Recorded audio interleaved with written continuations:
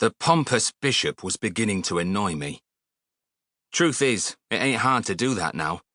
My patience has all but gone, blown into tatters by time and sorrow. A long life I've had, and not all of it's been good. I was born into the Pendle clans, and my mother was a witch called Boney Lizzie. Being raised by witches ain't the ideal start in life. But my name is Alice Dean, and I just had to make the best of it. I certainly did that. Once I was the most powerful witch in the county. But those days are long gone.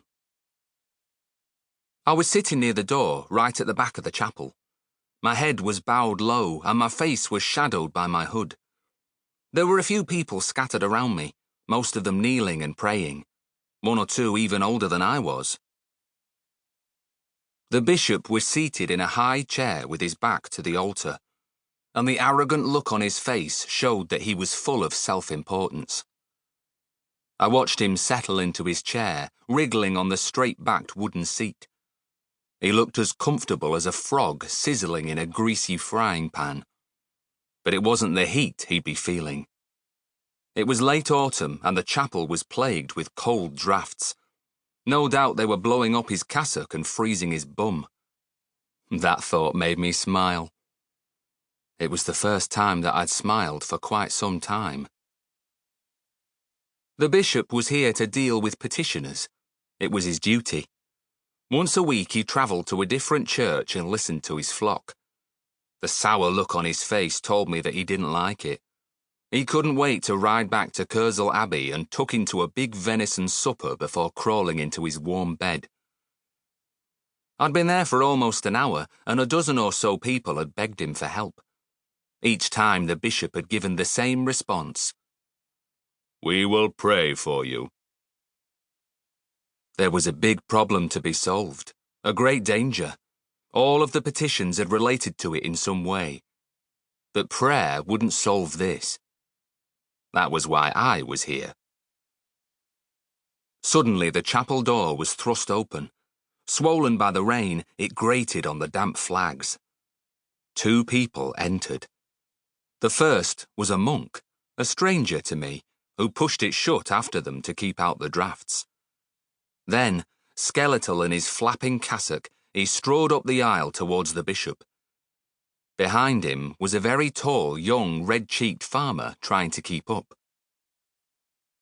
They halted directly before the bishop, and the farmer opened his mouth to speak, but was silenced by a gesture from the thin monk who spoke for him. "This is John Aston of Glover's Farm. He has young children, my lord, and the demon has claimed all 3 of them, demanding that they should be delivered to the Dark Tower by midnight. They are escorted there even as we speak.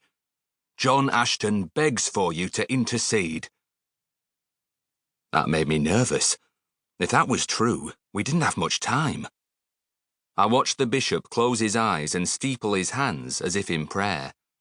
It was what he'd done when facing each previous petitioner. The farmer's children would be dragged to the Dark Tower by some of the locals who would be only too eager to do so. After all, it was in their own interests.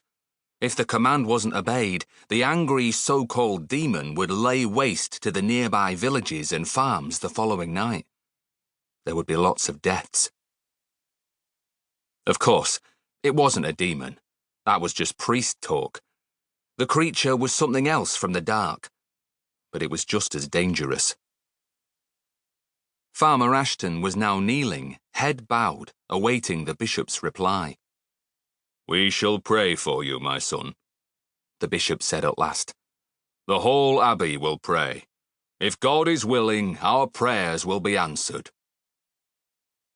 Despite all the wealth of the church and its armed servants, a group of whom had accompanied the bishop, it was impossible for the bishop to do anything to help directly. I knew that unless something was done, it was only a matter of time before the abbey itself would have to be abandoned. Salford was becoming far too dangerous a place for monks. The creature was all-powerful and terrorized the area. When it took a fancy to something or someone, it was better to keep out of the way.